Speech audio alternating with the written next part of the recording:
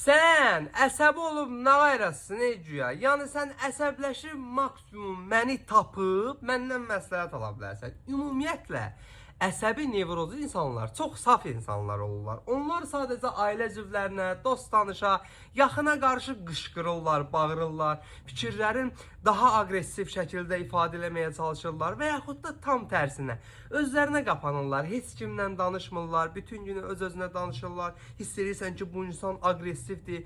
Bunların hər hansı biri səndə varsa mənə diqqətlə qulaq as. Çünki qardaş, bu problemləri, bu əlamətləri sadə yolla azaltmaq mümkündür. Ekrandakı auraya toxun qırmızı olsun, izah edeyim.